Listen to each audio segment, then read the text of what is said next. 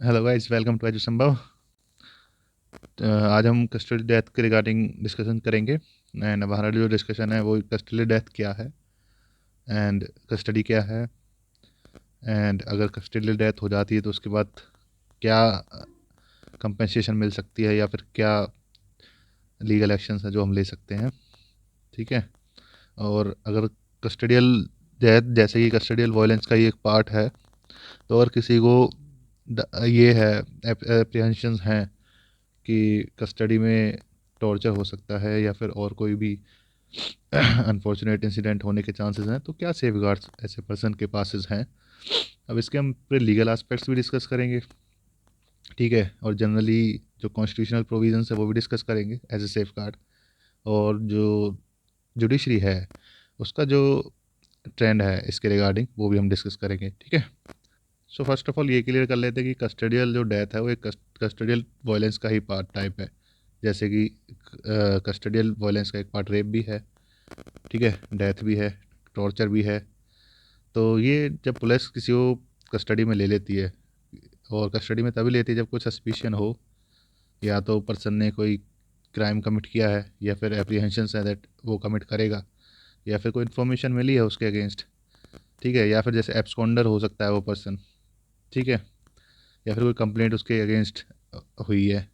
तो ऐसे केसेस में जब होती है तो पुलिस पर्सन को अरेस्ट कर सकती है। ठीक है। और ओनली पुलिस नहीं, प्राइवेट पर्सन, जुडिशियल मजिस्ट्रेट, ठीक है, ये भी अरेस्ट कर सकते हैं।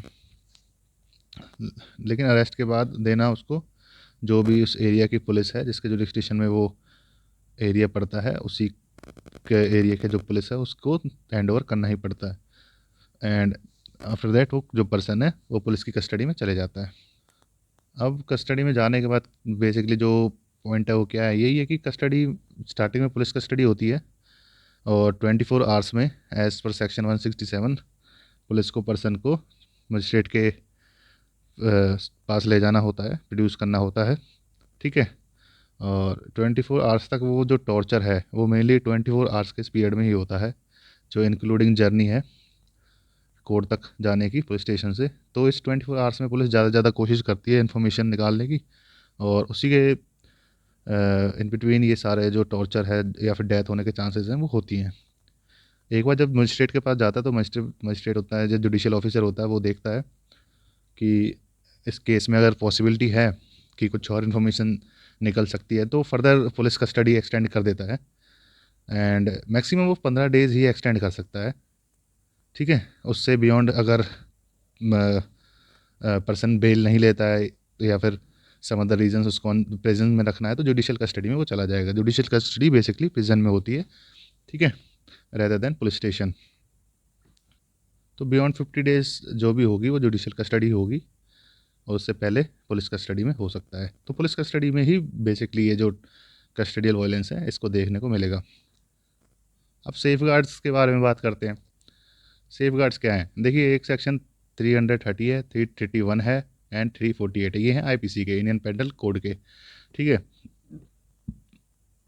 And then there is section 25, 26 of Indian Evidence Act, and section 76 of CrPC, and 29 of Police Act. अब मैं इसमें आपको मोटा मोटा बता देता हूँ, क्योंकि इसका जो बेयर प्रोविजंस है वो in the end of video दे रखे हैं, एंड आप उसको डिटेल में पढ़ सकते हैं, बट मैं आपको बेसिक बता देता हूँ। अंडर 330 क्या है कि अगर एनी पर्सन जो कि किसी पर्सन को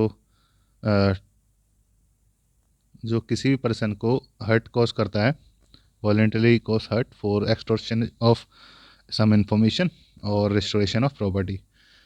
तो बेसिकली आप देखेंगे सेक्शन 330 में एग्जाम्पल्स भी दिए हुए हैं।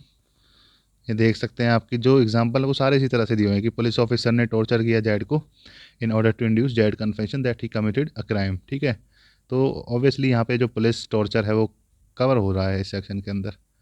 ठीक है। विद इवन एग्जांपल्स, जो लेजिस्लेटिव इंटेंशन है वो पूरी क्लियर है इसमें। ठीक है। ऑल दो जो सेक्शन है वो ये स्पेसिफिकली मेंशन नहीं करता कि भाई पुलिस ऑफिसर ही करेगा, क्योंकि हुएवर से स्टार्ट होता है। तो अगर कोई अदर पर्सन भी है वो इन कामों को करवाने के लिए कर रहा है तो वो भी सिमिलरली लाइबल। दूसरा एग्जांपल आप देखिए, जैसे ए पुलिस ऑफिसर टॉर्चर बी। तीसरा देखिए ए रेवेन्यू ऑफिसर। ठीक है। फोर्थ देखिए ए जमींदार। तो इसमें पूरा मतलब कॉन्क्लूसिव है ये एंड इंक्लूसिव है पूरा, कि किसी भी तरह का अगर हर्ट कॉज हो रहा है वॉलेंटली, एक्सटॉर्ट, कन्फेशन और कंपेल रिस्टोरेशन ऑफ प्रॉपर्टी, तो ऐसे केसेस में इसकी पनिशमेंट है जो 7 ईयर्स है। देन हम आते हैं सेक्शन 331 ऑफ IPC। इसमें क्या है, सेम सब कुछ सेम है, बट बस जो हर्ट है वो ग्रीवियस है, ठीक है।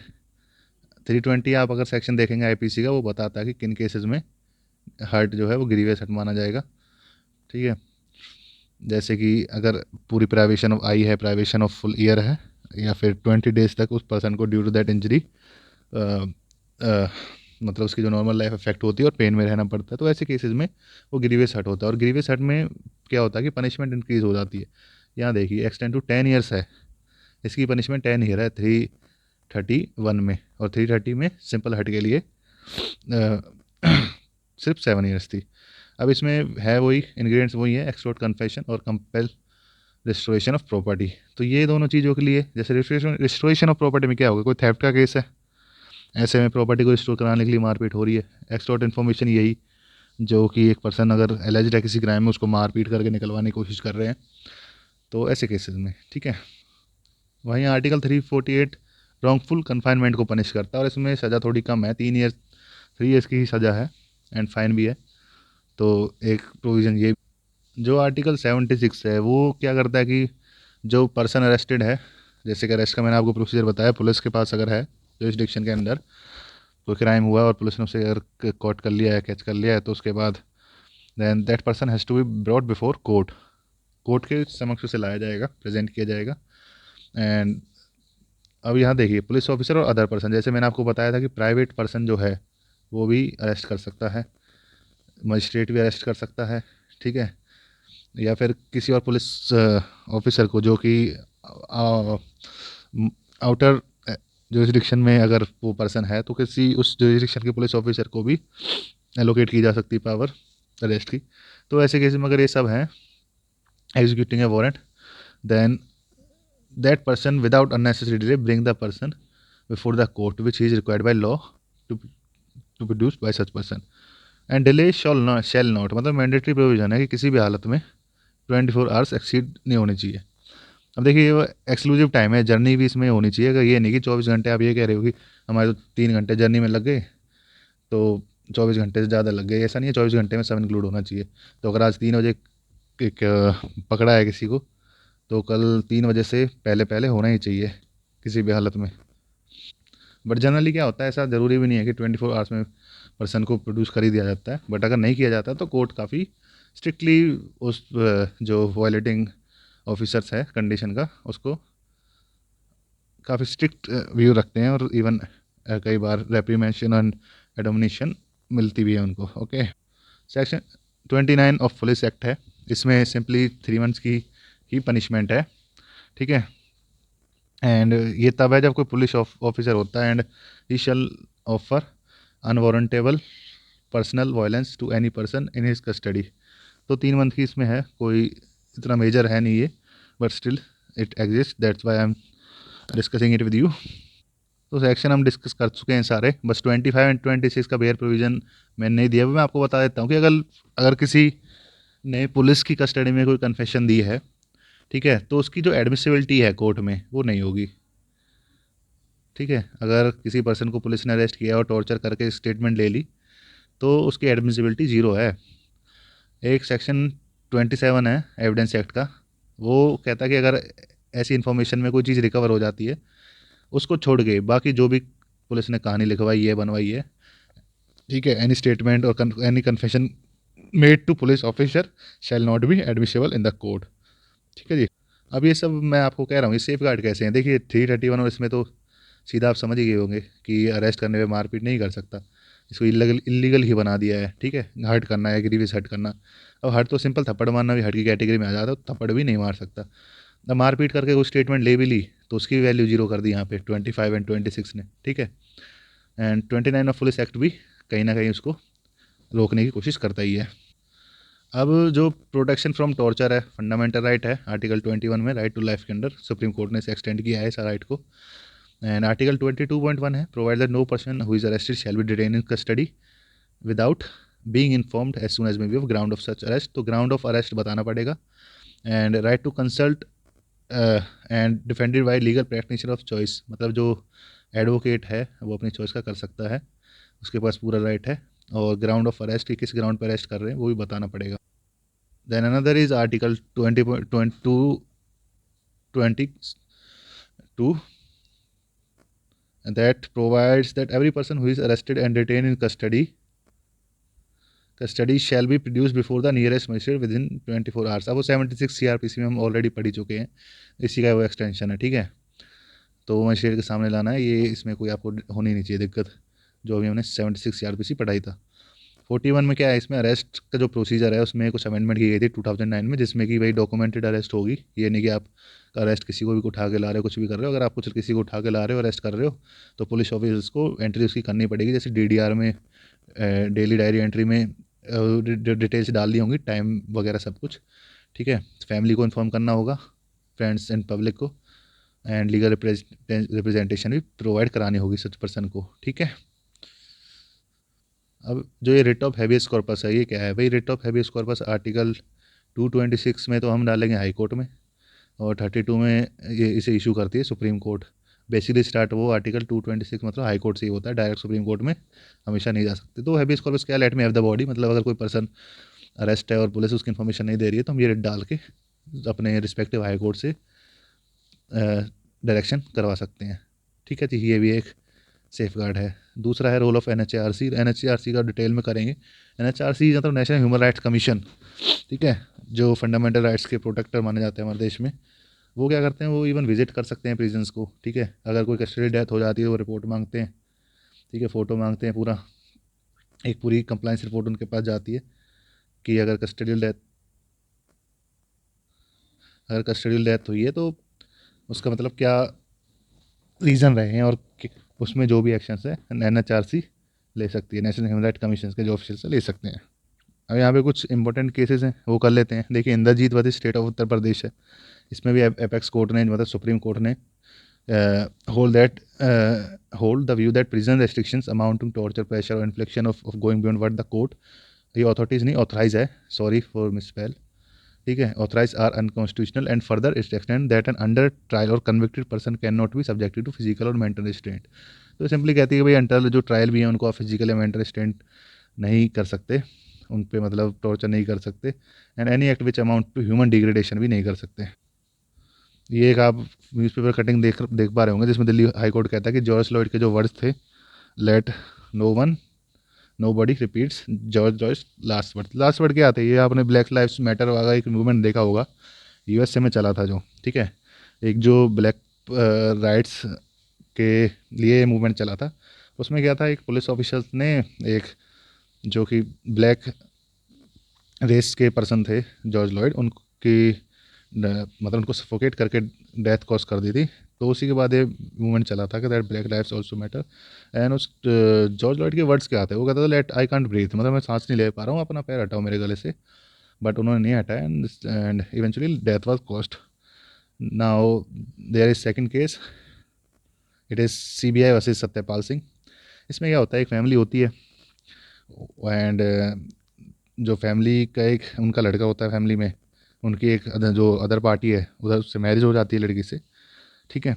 एंड आफ्टर दैट जो लड़की वाली साइड होती है, that party filed A case कि हमारी लड़की को मतलब अबडक्ट कर लिया है, फोर्सफुली मैरिज कर लिया है, एंड इवन जो भी आपको पता है नॉर्मल केसेस ऐसे सिनेरियो में क्या ही डलवाए जाते हैं, 363 366 तक ले जाके पूरा एक केस बना दिया। और जो पुलिस ऑफिसर थे, सत्यपाल सिंह जो नाम पड़ा, वही भी SHO था उसमें।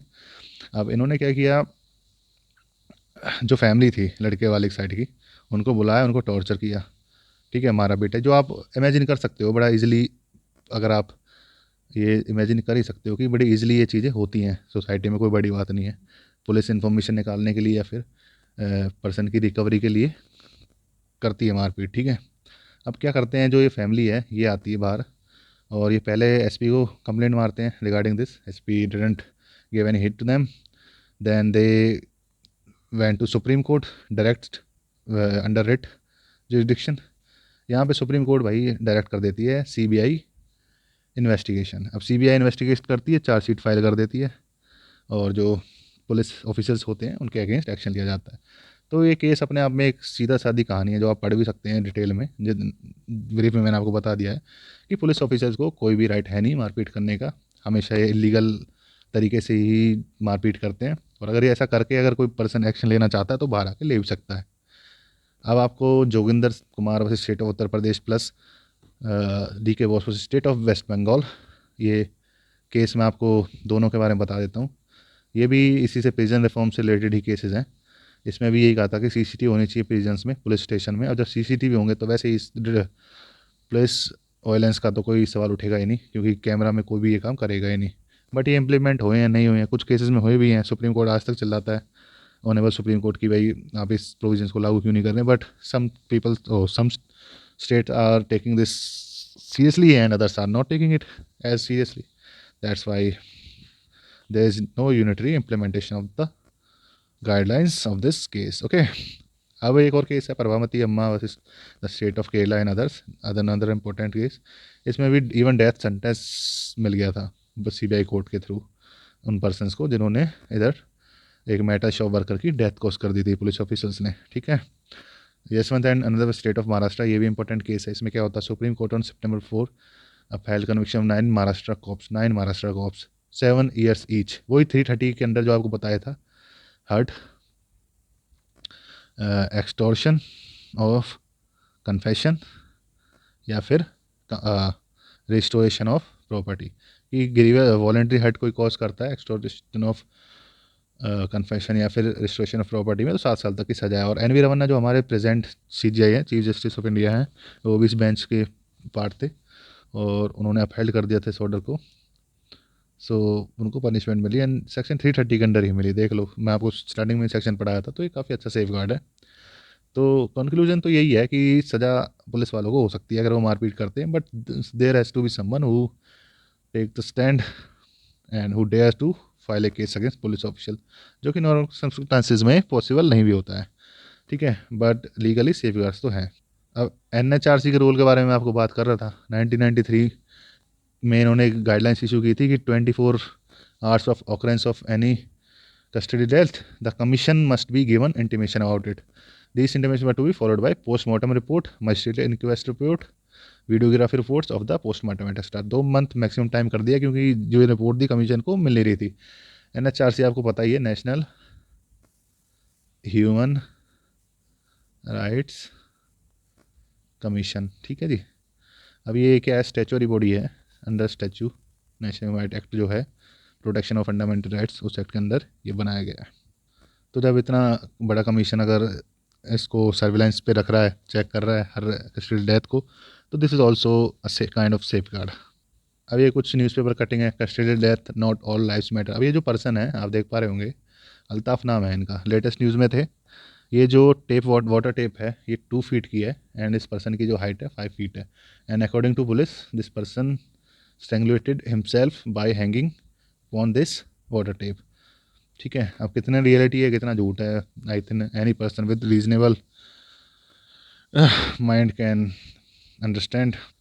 ये जॉर्ज फ्लॉयड वाला, ये जॉर्ज फ्लॉयड है, इनका पूरा my life matters, black life matters, वो वाला इशू है। एक रिलेटेड डाटा पे आ जाते हैं। NCRB जो है नेशनल क्राइम रिकॉर्ड्स ब्यूरो, जो कि IPC या किसी भी स्पेशल एक्ट के अंदर जो क्राइम कमिट होते हैं उनका रिकॉर्ड रखने वाली स्टैचुअरी बॉडी है। ठीक है, इसके अकॉर्डिंग 2001 से 2018 में सिर्फ 26 पुलिसमैन को कन्विक्शन हुआ कस्टडियल वायलेंस के अगेंस्ट, जिसमें 1727 केसेस किए गए थे, लेकिन सज़ा सिर्फ 26 को हुई। तो अपने आप में बता सके कितनी % लोगों को, कितने % जो ऑफेंडर्स हैं उनको सज़ा होती है। ठीक है, अब रीजंस क्या हैं भाई, ऐसा हो क्यों रहा है? देखिए, कोई एंटी टॉर्चर लेजिस्लेशन तो है नहीं हमारे कंट्री में। ये आर्टिकल जो सेक्शन 330 वगैरह मैंने आपको पढ़ाए हैं स्टार्टिंग में, वो भी अगर आप देखेंगे तो सिर्फ कहाँ तक एप्लीकेबल है, वो सिर्फ एक लिमिट तक एप्लीकेबल है, बट कोई लेजिस्लेशन नहीं है। ठीक है, कोई पर्टिकुलर लॉ नहीं है जो कस्टडियल वायलेंस के अगेंस्ट हो। क्रिमिनलाइजेशन ऑफ कस्टडियल वायलेंस नहीं, कहीं भी इस तरह से नहीं लिखा हो कि कस्टडियल वायलेंस इसको मतलब क्रिमिनलाइज करते हुए कोई प्रोविज़न, इंडिपेंडेंट प्रोविज़न नहीं है।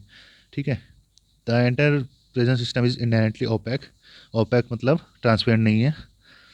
एंड जो प्रिजन्स है वो continue to be pure condition में, overcrowding, active manpower shortages, minimal safety against harm in prisons. अब इंडिया ने क्या है कि जो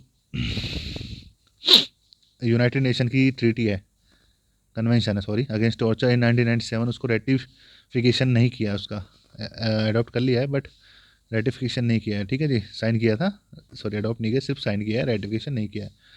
and it need to amend section 361 of protection of human rights act, जो भी मैंने आपको पढ़ाया, जिसके अंदर NHRC भी है, नेशनल ह्यूमन राइट्स कमीशन, तो उसको भी अमेंड करने की जरूरत है, क्योंकि उसमें स्टेट कई बार उसको बाईपास कर जाता है इस 36(1) के